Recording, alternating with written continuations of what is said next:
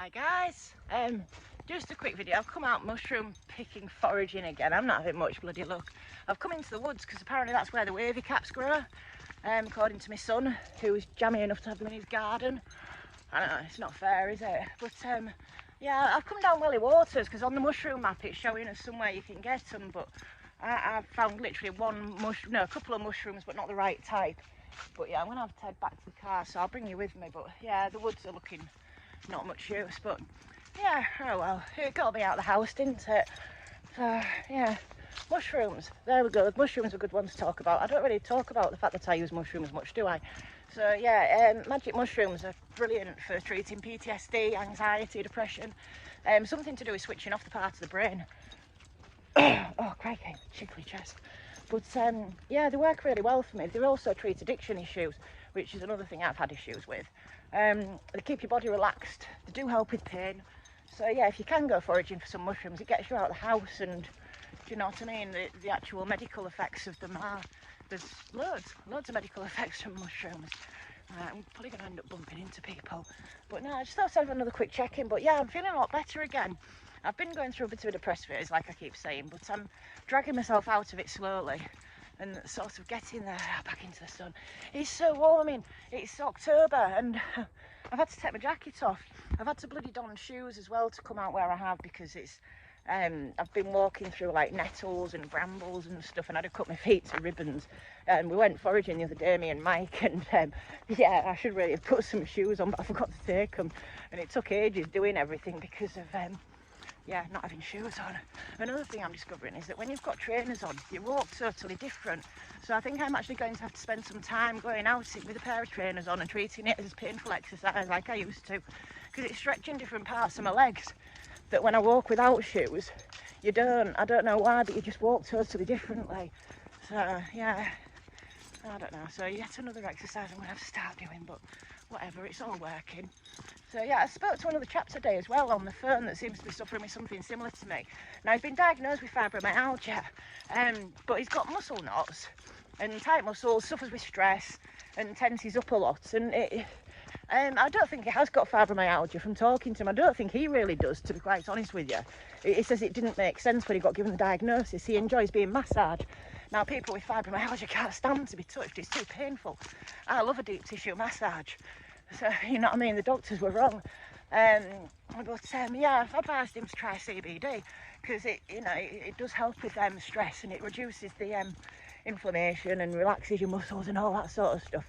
And it's worked for me, so hopefully he'll start seeing some improvements soon once he starts taking it, obviously.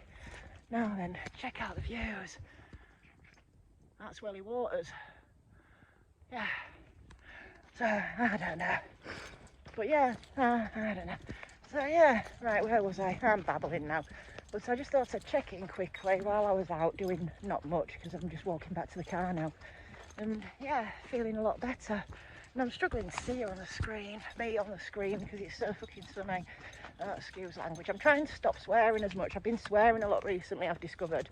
I'm not quite sure why, just a lot more than I used to. I mean, I've always been bad for swearing, but like just recently I've got really bad at it, so I'm trying to avoid that. I'm trying to hold my phone in my other hand and I can't do it. Oh yeah, I can switch it over like that, but then half the video's going to be upside down, is it? You know, I better not do that because it might look weird when I try to upload it.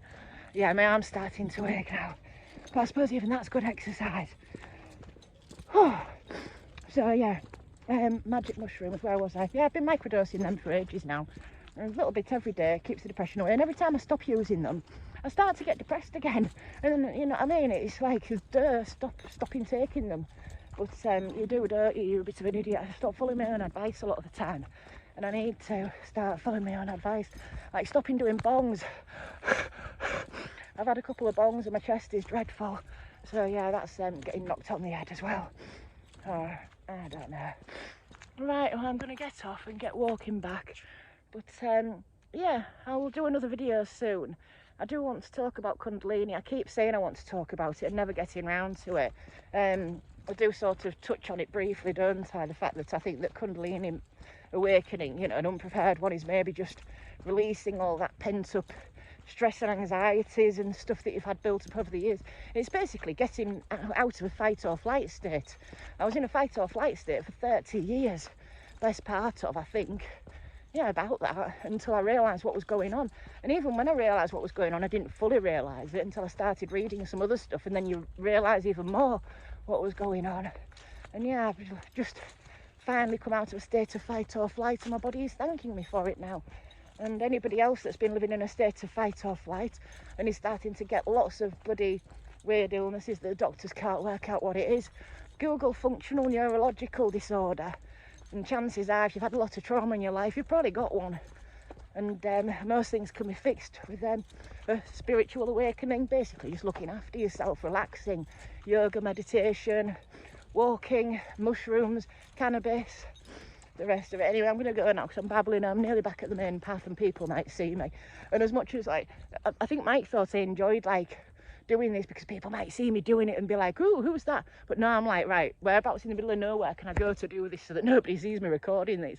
And it's daft because, like, loads of people are going to see it, but I don't want people to see me doing it, which makes no sense. But then again, I don't, do I? I never said I would. Right, anyways, I'm going to go. Nice. Have another quick view. That's what I'm looking at. It's lovely. Anyway, right, I'm going to get back because I'm hungry and I need a drink, and I didn't bring a drink with me. There we go, another thing, I'm no longer addicted to carrying water everywhere. I used to drink 25 pints of water a day, but I mean, I think I was just flushing out bad cortisol from years of fight or fight, flushing it out of my system, and now I don't need to drink as much.